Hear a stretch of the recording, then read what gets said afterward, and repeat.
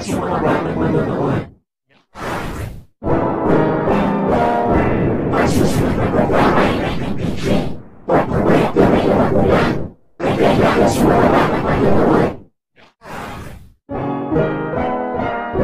Ang susunod na programa ay ng PJ. Pagpapayat na may magulang. Nagkaya sa mga batang manonood.